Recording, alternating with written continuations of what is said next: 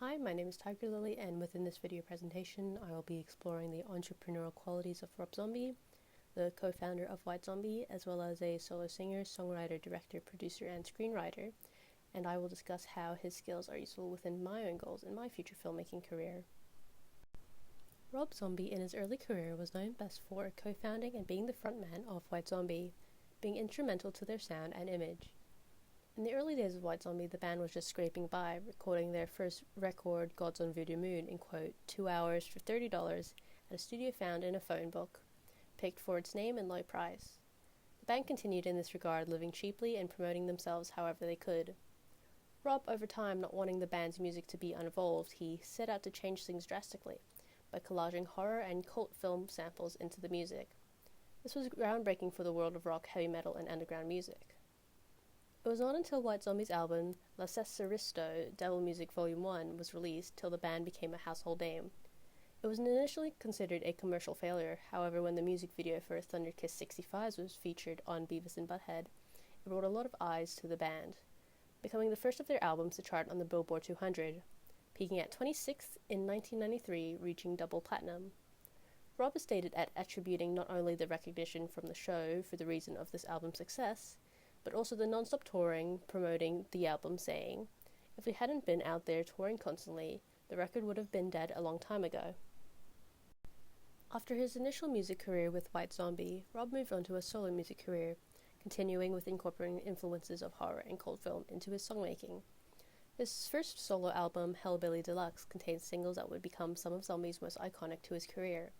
The album doing exceptionally well, beating out White Zombie's Peak, reaching a peak number 6th on the Billboard Chart 200.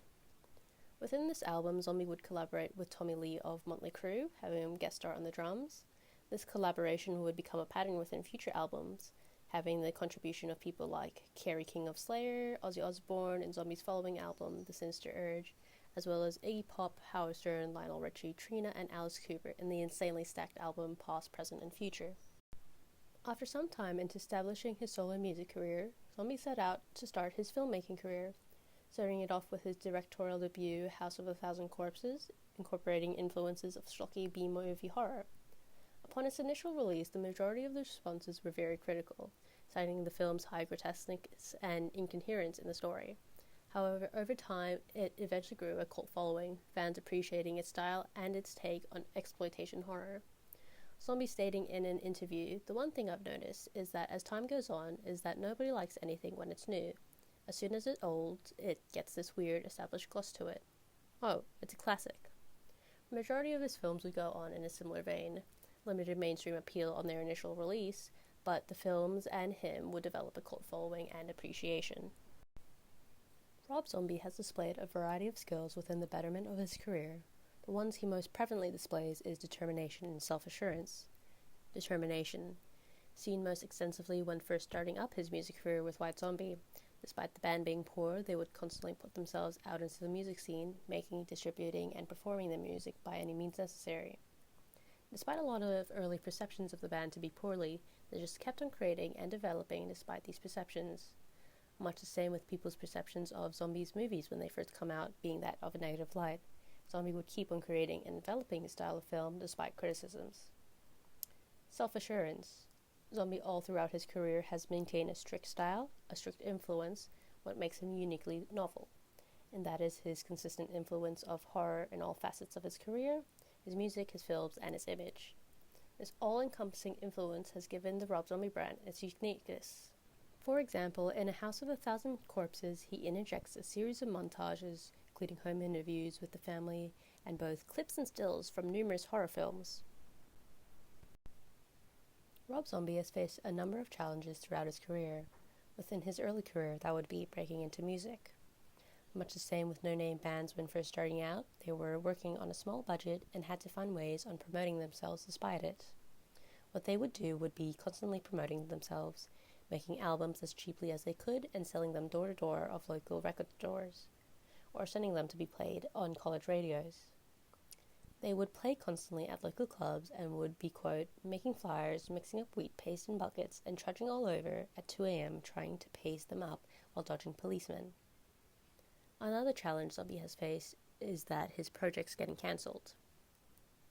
Upon the completion of his first movie, House of a Thousand Corpses in 2000, Universal Studios feared because of the movie's graphicness it would receive a NC-17 rating and therefore wouldn't be profitable, so decided on shelving the film. Rob Zombie decided to buy the rights to his film off of Universal, and after going to a few different studios and recutting of certain scenes within the movie, it eventually landed being released in 2003 by Lionsgate. Within the innovator's DNA, it describes the discovery skill of networking as someone who can actively search for new ideas by talking to people who may offer a radically different view of things, and it describes the skill of observing as someone who can carefully watch the world around them, and the observations help them gain insights into and ideas for new ways of doing things. I think these two discovery skills are the ones Rob Zombie best exhibits within his career. Networking. In developing his second solo album, Zombie felt as though his song Ironhead wasn't special enough. He, at the time, was working with Ozzy Osbourne, but it wasn't until someone recommended why not getting Ozzy to do the vocals for it that he would record the finalized song with Ozzy, collaborating with him for it. And this in turn brought fans of Ozzy Osbourne to the album. Observing. In developing his style, Zombie drew heavily from the media he observed in his youth, such as things like classical horror and Universal monsters, etc. In his later life, he observed how other bands shaped their sound and image across genres like metal, grunge, and psychedelia, eventually blending all these diverse influences he enjoyed into his own distinct image. Within my future goals in filmmaking, I would like to be an assistant director for an independent film production company. I hope to be able to work within a close-knit production crew, one close enough that we would all have an understanding of the vision at hand, as well as each individually be able to offer insights into the production. I envision being able to help in the production and realization of the director's vision, and I'd like to be able to work in developing short films that could be entered into film festivals. Some skills I currently possess is the hard skills of being proficient in Adobe Premiere Pro. I'm able to do basic color grading, basic audio editing, and am proficient in assembling clips within a timeline. I'm able to create storyboards and shot lists that are concise in depicting the vision I had in mind for how shots were to play out. I have a basic understanding of camera usage, how to set the aperture, ISO, and shutter speed to get the look I would want from a shot. Some soft skills I possess are being able to communicate clearly and being able to convey my take on a given task at hand.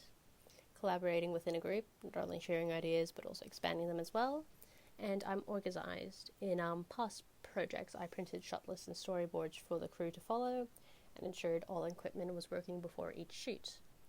I'm also good at keeping a group focused and redirecting attention when conversations drift off task. As an assistant director, you are expected to organize everyone within a crew according to a director's vision. To be able to do this effectively, I think it would be good of me to get a wider range of all the roles on a film set, so I am more able to understand how to effectively communicate within their field. So some of these would be hard skills such as setting up lighting, grip, and electrics, recording audio, and just furthering my confidence on using the camera. For soft skills, I could develop my networking, so I can broaden the amount of different people with varying expertise I know, so I can expand my understanding of those expertises and form bonds with people I could possibly collaborate with. With a high level of commitment within my studies of my film course at SAE, I should be able to further and reinforce both these hard and soft skills. While my film course does teach and assess many of the various skills associated with being both on and off a set, I will make sure that I, on my own, will actively network and make connections with those like-minded within my course, and possibly those across disciplines.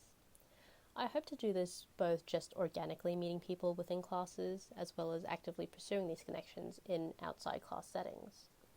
By the time I have completed my studies, I hope to have a jack-of-all-trades understanding on the hard skills associated with film, and I hope to have a variety of different connections with people I could hope to work with in the future.